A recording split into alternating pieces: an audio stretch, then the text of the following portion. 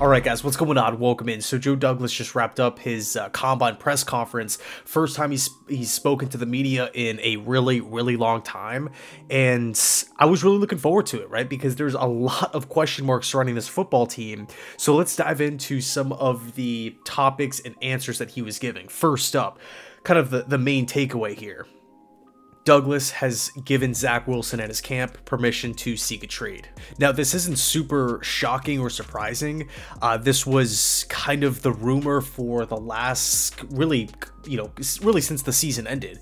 The Jets could potentially be moving on from Zach Wilson this offseason and finding a trade partner for him. I mean, we were actually even talking about that in the middle of the season, right? In the regular season, we were talking about the Jets were going to be trying to find a trade partner for Zach. As far as his potential fits, I think the Minnesota Vikings make a lot of sense. I think the Rams make sense, despite the Wilson-LaFleur relationship. I think Denver, potentially. Bottom line is, it looks like the Jets will be moving on from Zach Wilson this offseason, as well as adding a veteran backup quarterback to the room. Now, we have got to get that done. We have to bring in a competent backup quarterback. The good news here, as we all know, there's plenty of options. Jacoby Brissett, Marcus Mariota, Gardner Minshew, Tyrod Taylor. I think all those guys are more than capable of coming in and being, a steady backup quarterback for this team in the event that Aaron Rodgers were to get hurt. Next up, in regards to Elijah Vera-Tucker, he said that because Vera-Tucker brings so much versatility to the offensive line, they feel within the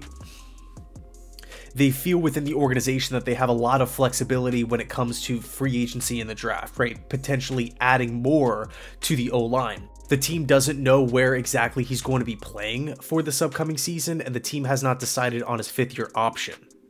So a couple of question marks there, but I will say this: Elijah Vera-Tucker is fantastic. He's a really good football player. He can literally play left tackle, left guard, right tackle, right? And we've seen him go out and not just look, average, but look surprisingly really good at multiple big-time positions on the O-line. So, with him and Joe Tippmann, I feel pretty comfortable.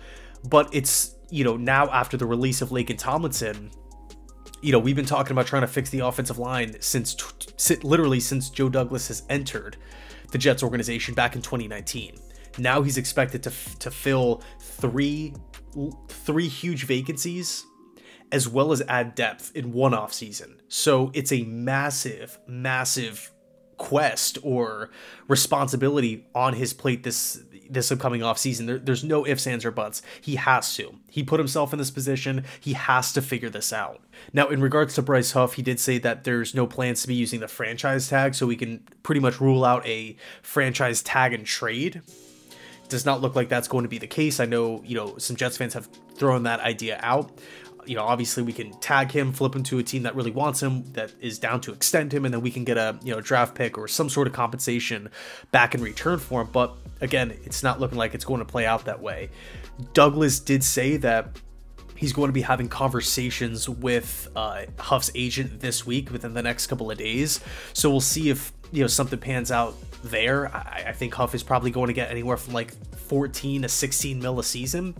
And I do feel like he will have suitors, given the continual rise of his career.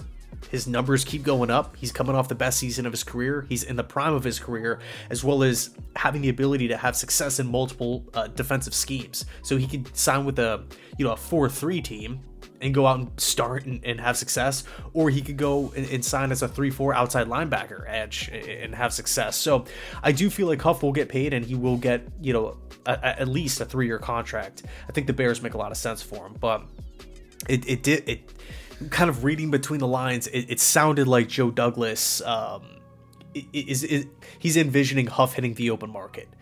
He actually said that Huff is a great player, and he deserves to see what's out there on really in free agency.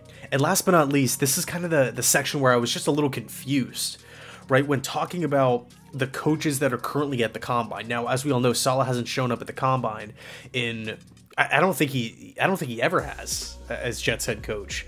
But when it came up, JD kind of got like a little bit defensive and said, no, there are coaches here at the combine. Tony Dews is at the combine, and supposedly Joe Douglas had a conversation with Robert Saleh recently.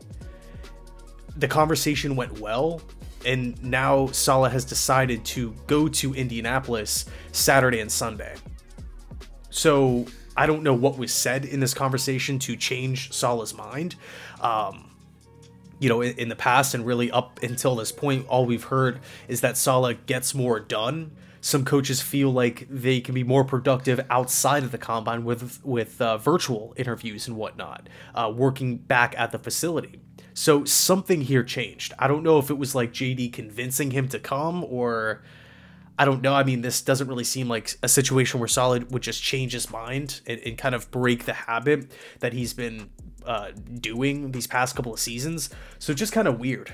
It was just like a weird, like, little back and forth moment. Maybe I'm looking too much into it, who knows, but it definitely sounded like there was like something happening behind the scenes that Douglas wasn't really diving into. So overall, there was a lot of coach speak, but again, touched on the Bryce Huff situation, the AVT situation.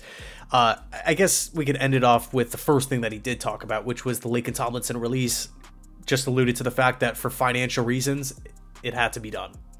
Moving forward for the team, it wasn't against, you know, anything with Laken. He still respects Laken as a competitor and a player, but just the financials, that was really the X factor here. So anyway, let me know your thoughts down below in the comment section. Thanks so much for watching, and as always, go Jets.